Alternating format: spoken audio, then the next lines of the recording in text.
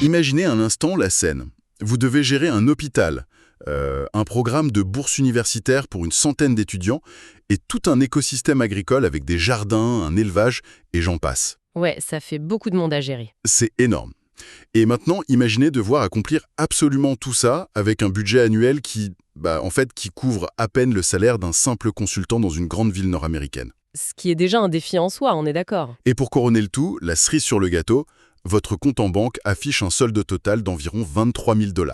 Ah oui, là, c'est le genre de scénario qui, dans le monde de la gestion classique ou de la philanthropie, déclencherait toutes les alarmes, on crierait à la faillite imminente. C'est clair. Et pourtant, c'est la réalité quotidienne et surtout une réalité fonctionnelle de l'organisation sur laquelle on se penche aujourd'hui. Exactement.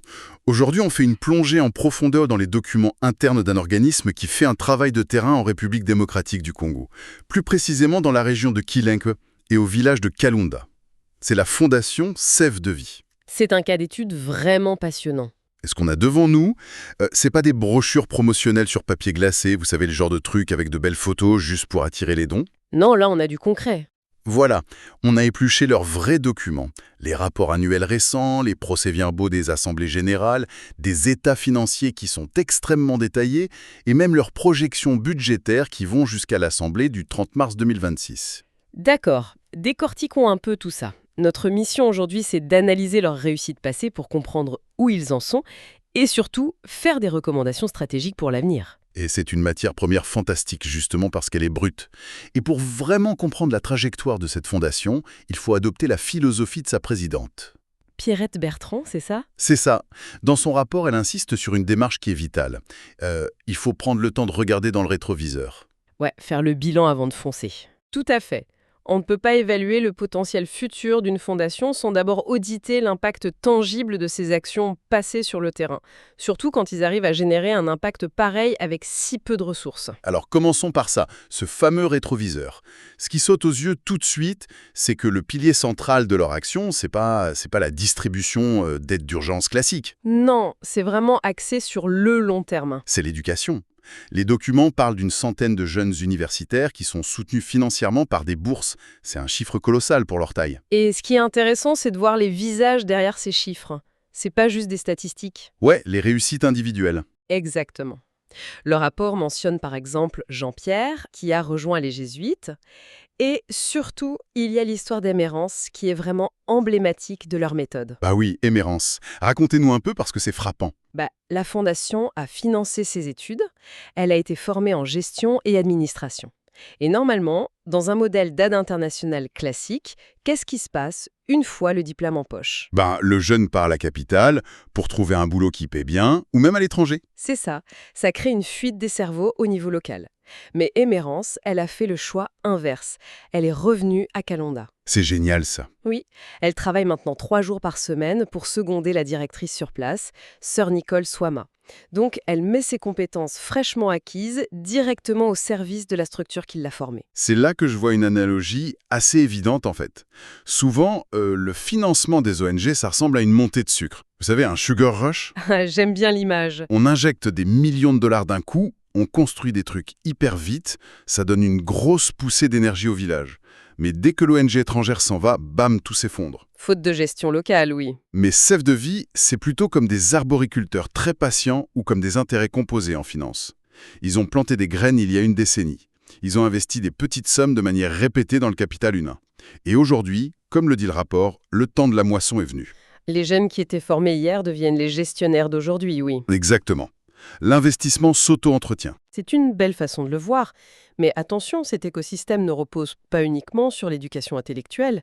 Il faut des infrastructures physiques pour que la communauté survive. Bien sûr, il faut manger, il faut de l'eau. Voilà! Et les rapports listent des réalisations très concrètes. La construction d'une porcherie pour l'élevage, l'aménagement de jardins qui sont cultivés par les femmes du village. Et il y a ce système d'approvisionnement en eau qui est fascinant. Ah oui, le système d'eau. J'ai lu ça dans le procès-verbal. Quelqu'un a même demandé pendant l'Assemblée pourquoi ce projet d'eau était classé dans la rubrique « Autonomisation des femmes » plutôt que sous « Infrastructure ». C'est une excellente question d'ailleurs. Et la réponse est brillante.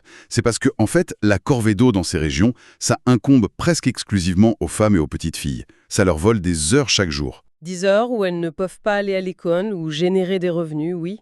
En posant ces tuyaux, l'organisme n'a pas juste amené de l'eau, et il a libéré du temps. C'est de l'ingénierie sociale, au fond. Et c'est aussi de l'ingénierie technique pure et dure. Leur système est super résilient. Ils n'ont pas juste creusé un gros trou en espérant que ça tienne.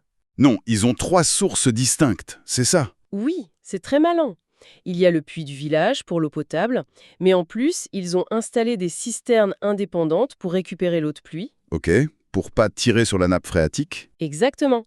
Il y en a une dédiée à l'hôpital pour tout ce qui est douche et nettoyage, et une autre pour arroser les jardins et abreuver les porcs. Donc si le puits principal a un coup de faiblesse pendant une sécheresse, l'hôpital continue de tourner au niveau de l'hygiène. C'est de la redondance. C'est ça.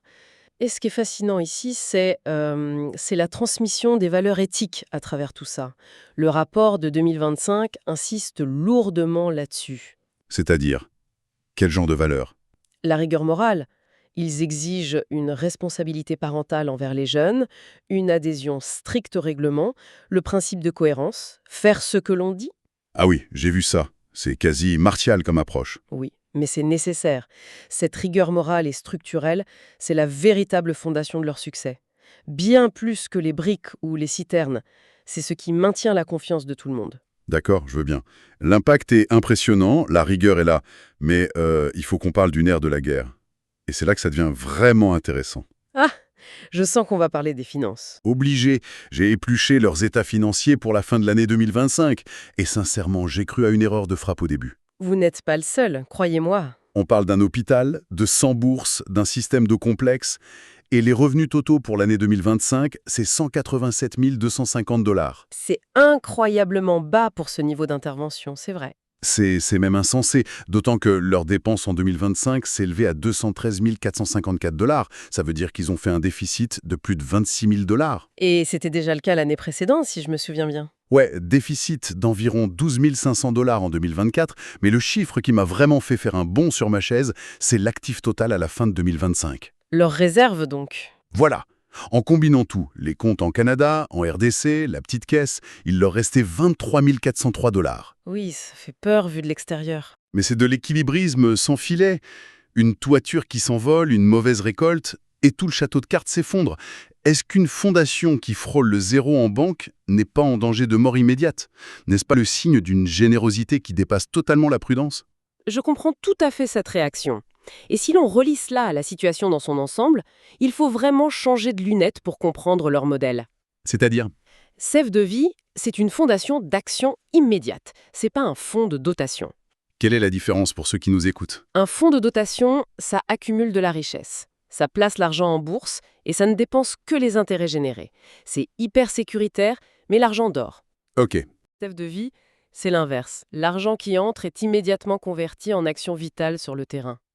S'il gardait 100 000 $ en réserve pour être prudent, ça voudrait dire que des dizaines d'étudiants n'iraient pas à l'école ou que des malades ne seraient pas soignés. Ouais, c'est le besoin humain qui dicte la dépense, pas le confort comptable.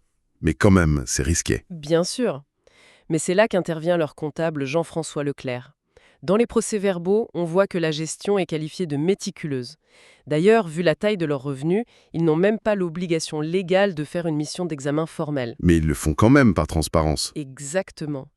Et cette transparence est leur ligne de vie, car ils dépendent de dons majeurs. Par exemple, la Fondation Omal a prévu 75 000 $ pour 2026. Il y a aussi la Fondation Charon. Mais comment ils font pour étirer cet argent à ce point-là? J'ai regardé les frais d'administration. C'est la ligne qui m'a le plus choqué. Ah oui, les fameux frais administratifs. Pour gérer des opérations sur 2 continents, avec les frais bancaires internationaux, le transport, tout ça, les frais d'administration pour 2025 sont de 16 487 $. C'est absolument imbattable. Ça fait moins de 10% du budget, alors que la plupart des ONG luttent pour rester sous les 30%. Comment ils font ça physiquement? Ils n'ont pas de bureau de luxe à Montréal ou à Kinshasa. Ils n'ont pas de cadres expatriés payés à prix d'or. Ils s'appuient massivement sur l'engagement des communautés religieuses locales. Ah, les personnes ressources qu'on voit dans le rapport. Voilà. Sœur Victorine, par exemple, gère la canchérie parce qu'elle est vétérinaire. Sœur Marceline agit comme nutritionniste. Il y a Sœur Aldegonde et les 12 agents de services locaux. Donc, ils éliminent pratiquement tous les coûts indirects. Exactement. Et le résultat, c'est qu'en 2025, près de 197 000 $ ont été injectés directement dans les activités éducation, santé, femmes. C'est phénoménal. Et avec un tel fil du rasoir financier, on pourrait se dire qu'ils vont ralentir, qu'ils vont juste essayer de consolider et de survivre en 2026. Eh bien, pas du tout.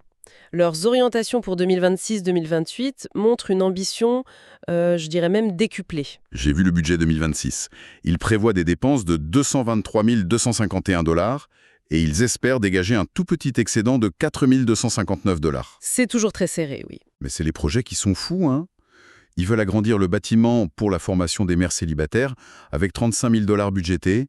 Ils veulent transformer l'ancienne maternité en département de pédiatrie. Et surtout, il y a ce projet de créer une école professionnelle ou technique. Voilà. C'est ça qui m'a frappé. C'est comme s'ils passaient du statut de premiers répondants médicaux à celui d'architecte d'une ville. Voyez ? C'est une très bonne façon de le résumer. Ils ne font plus juste soigner ou nourrir les gens au jour le jour, ils sont en train de construire l'infrastructure sociale et technique de demain. Et cela soulève une question importante justement sur la pérennité. Dans leurs orientations, il y a un point crucial que beaucoup de gens pourraient rater. Ils veulent former le personnel à l'entretien préventif des bâtiments et des équipements. Ouais, ça a l'air d'être un détail logistique ennuyeux, mais pourquoi c'est si capital ? Parce que c'est le cimetière de l'aide internationale.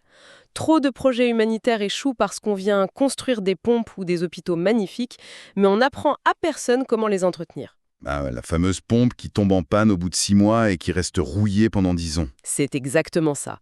Bâtir, c'est facile, ça attire les donateurs. Mais maintenir, c'est le vrai défi. En mettant l'accent sur l'entretien préventif et sur une école technique, Sève de Vie prouve une maturité institutionnelle incroyable. Ils veulent s'assurer que si un tuyau casse, un jeune de Kalunda, formé par leur école, pourra le réparer, sans attendre qu'une ONG étrangère vienne le sauver. Voilà. C'est le marqueur ultime du développement local responsable. Ils veulent assurer la durabilité. Les acteurs locaux dont on parle, ils vont avoir besoin d'argent. Et on a vu que leurs réserves sont minces. Très mince. Ils doivent absolument accroître leur visibilité s'ils veulent survivre à cette phase de croissance. Alors, qu'est-ce que tout cela signifie au fond? Si on doit leur faire une recommandation stratégique, à la lumière de ces documents, on leur dit quoi? Eh bien, si on regarde le début de leur document de présentation, il y a ce poème très touchant de Francis Daoust. Oui, un très beau texte sur la lutte intemporelle pour la justice face aux inégalités. Ça donne vraiment le ton. Mais le problème, c'est que cette passion, ces histoires incroyables d'implication communautaire avec sœur Victorine, sœur Marceline, les 12 agents locaux, ça reste souvent confiné dans des procès-verbaux administratifs que personne ne lit en dehors du CA. Ouais, c'est clair. Pour moi, ils ont de l'or en barre entre les mains au niveau narratif. L'histoire d'Emerance qui revient aider la directrice, l'histoire des 100 diplômés, c'est ça qui fait vibrer les gens. Tout à fait. Ils ne devraient pas cacher ça. Leur meilleur outil pour attirer de nouveaux donateurs laïques ou des fondations internationales, c'est de mettre un visage sur leur réussite, de raconter l'histoire humaine. Je suis entièrement d'accord. Pour rayonner davantage, la Fondation doit en quelque sorte institutionnaliser son récit. Qu'est-ce que vous entendez par là, concrètement? Ça veut dire qu'ils doivent traduire leur vocation profondément éthique en indicateurs de succès mesurables, les fameux KPI, Key Performance Indicators. Ah, parler le langage des gros bailleurs de fonds. Exactement. Les grandes fondations philanthropiques mondiales, elles adorent les histoires humaines, oui, mais elles veulent des chiffres. Quand Sève de Vie peut prouver noir sur blanc que ses frais d'administration sont à moins de 10% et que chaque dollar a un impact direct sur l'autonomisation locale, c'est un argument de vente massif. C'est l'argument massu. Mettre en avant ce ratio exceptionnel de frais d'administration versus impact direct, ça pourrait totalement sécuriser leurs ambitions pour la nouvelle pédiatrie ou l'école technique. C'est ça. Ils doivent packager leur efficacité redoutable pour séduire au-delà de leur cercle de donateurs historiques. Bon, si on résume un peu cette plongée au cœur de Sève de Vie, on a affaire à l'exemple parfait d'un petit organisme qui a un impact quasi chirurgical. Malgré une corde raide financière qui donne le vertige, il transforme littéralement le paysage de Kalunda. Oui, grâce à une rigueur éthique implacable et une vraie transition vers l'autonomie locale. Et cette vision ambitieuse pour 2026-2028, avec la clinique et l'école technique, c'est la preuve qu'ils ont compris le développement durable. Et vous savez, tout ça m'amène à une dernière réflexion. Quelque chose qui, je pense, mérite qu'on s'y attarde pour ceux qui nous écoutent. Allez-y, je vous écoute. On a passé beaucoup de temps aujourd'hui à chercher comment assurer la pérennité financière de cette fondation. Comment faire en sorte qu'elle grandisse et attire plus de fonds. Normal, on veut qu'ils réussissent. Mais dans le domaine de l'aide au développement et de l'autonomisation locale, est-ce que le triomphe ultime d'une fondation comme Sève de Vie, ce n'est pas, au fond, sa propre disparition? Waouh. Cette disparition? Réussite à long terme, la consécration de leur modèle, ce serait le jour où Sève de Vie n'aura tout simplement plus besoin d'exister. Parce que les jeunes qu'elle forme aujourd'hui, comme Émérance ou les futurs techniciens, auront pris le contrôle total et autonome des écoles, des cliniques et de l'économie de leur région. Le jour où l'aide extérieure devient obsolète. Exactement. C'est peut-être ça le vrai but de tout ce travail. Une pensée à méditer. Une excellente réflexion pour conclure cette analyse. Merci d'avoir décortiqué tout ça avec moi. Avec plaisir. À très bientôt.